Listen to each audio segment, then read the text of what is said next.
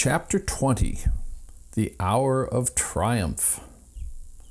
"Special announcement," said the loudspeaker in a pompous voice. "The management of the fair takes great pleasure in presenting Mr. Homer Zuckerman and his famous pig. The truck bearing this extraordinary animal is now approaching the infield. Kindly stand back and give the truck room to proceed.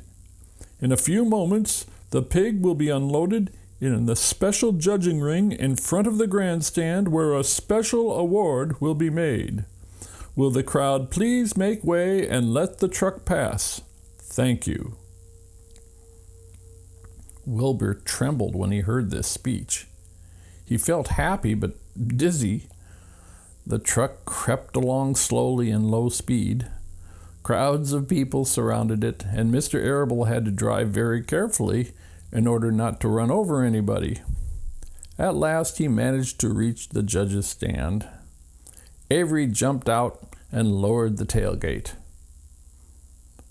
"I'm scared to death," whispered Mrs. Zuckerman. "Hundreds of people are looking at us." "Cheer up," replied Mrs. Arable. "This is fun."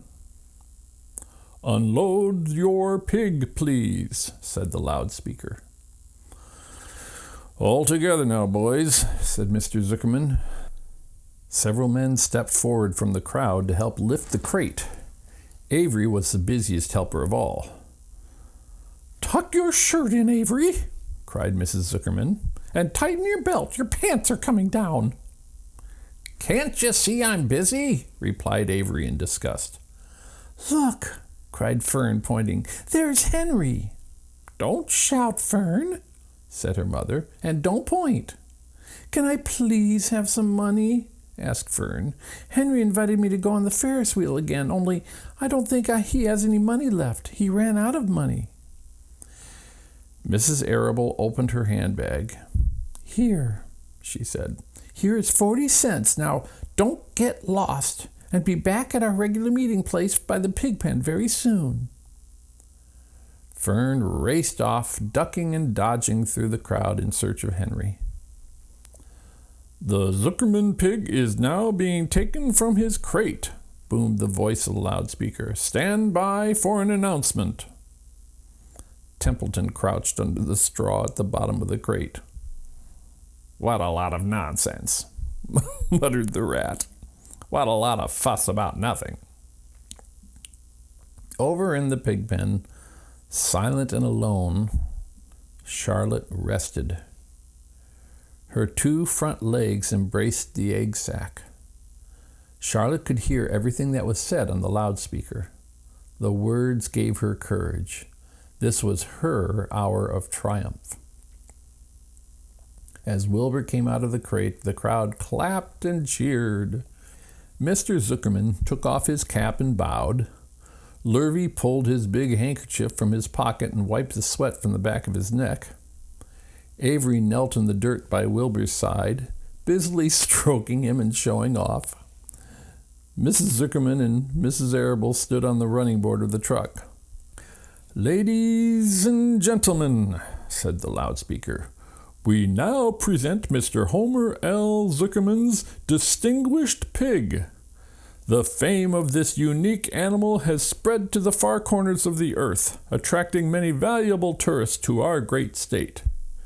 Many of you will recall that never-to-be-forgotten day last summer when the writing appeared mysteriously on the spider's web in Mr. Zuckerman's barn, calling the attention of all and sundry to the fact that this pig was completely out of the ordinary. This miracle has never been fully explained, although learned men have visited Zuckerman's pig pen to study and observe the phenomenon. In the last analysis, we simply know we are dealing with supernatural forces here, and we should all feel proud and grateful. In the words of the spider's web, ladies and gentlemen, this is some pig." Wilbur blushed. He stood perfectly still and tried to look his best. "This magnificent animal," continued the loudspeaker, "is truly terrific. Look at him, ladies and gentlemen. Note the smoothness and whiteness of the coat. Observe the spotless skin, the healthy pink glow of ears and snout. It's the buttermilk, whispered Mrs. Arable to Mrs. Zuckerman. Note the general radiance of this animal. Then remember the day when the word radiant appeared clearly on the web. Whence came this mysterious writing?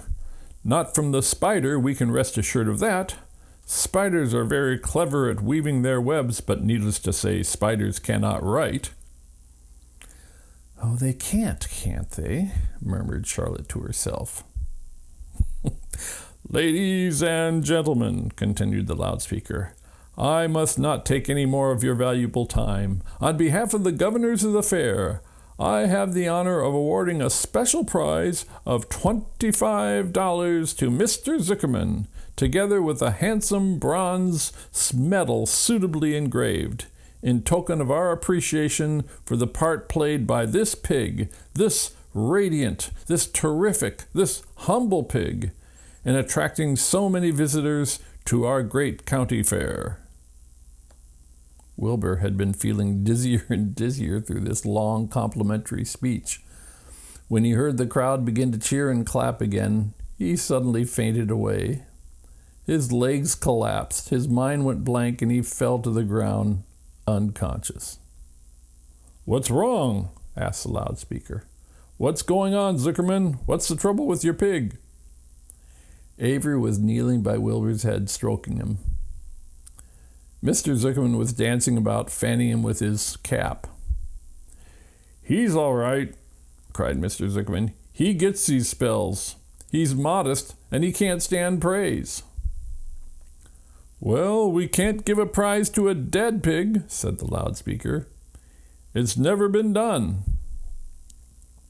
He isn't dead, hollered Zuckerman. He's fainted. He gets embarrassed easily. Run for some water, Lurvy. Lurvy sprang from the judge's ring and disappeared. Templeton poked his head from the straw. He noticed that the end of Wilbur's tail was within reach. Templeton grinned. I'll tend to this, he chuckled. He took Wilbur's tail in his mouth and bit it, just as hard as he could bite. The pain revived Wilbur. In a flash, he was back on his feet. Ouch! He screamed. Hooray! Yelled the crowd. He's up! The pig's up! Good work, Zuckerman! That's some pig! Everyone was delighted. Mr. Zuckerman was the most pleased of all. He sighed with relief. Nobody had seen Templeton. The rat had done his work well. And now one of the judges climbed into the ring with the prizes. He handed Mr. Zuckerman 2 $10 bills and a $5 bill. Then he tied the medal around Wilbur's neck. Then he shook hands with Mr. Zuckerman while Wilbur blushed. Avery put out his hand, and the judge shook hands with him too. The crowd cheered. A photographer took Wilbur's picture. A great feeling of happiness swept over the Zuckermans and the Arables. This was the greatest moment in Mr. Zuckerman's life. It is deeply satisfying to win a prize in front of a lot of people.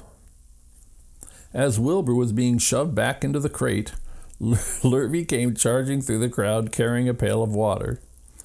His eyes had a wild look. Without hesitating a second, he dashed the water at Wilbur. In his excitement, he missed his aim, and the water splashed all over Mr. Zuckerman and Avery. They got soaking wet. For goodness sakes, bellowed Mr. Zuckerman, who was really drenched. What ails you, Lurvy? Can't you see the pig is all right? You asked for water, said Lurvy meekly. I didn't ask for a shower bath, said Mr. Zuckerman.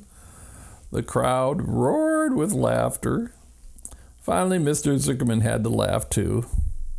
And of course, Avery was tickled to find himself so wet, and he immediately started to act like a clown. He pretended he was taking a shower bath. He made faces and danced around and rubbed imaginary soap under his armpits. Then he dried himself with an imaginary towel.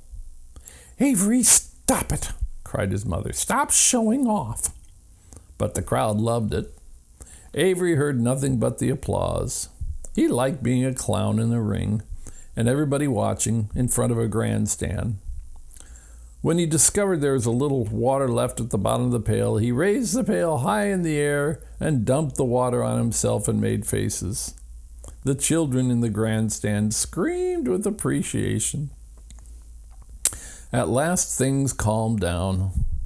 Wilbur was loaded onto the truck. Avery was led from the ring by his mother and placed on the seat of the truck to dry off. The truck, driven by Mr. Arable, crawled slowly back to the pig pen. Avery's wet trousers made a big wet spot on the seat.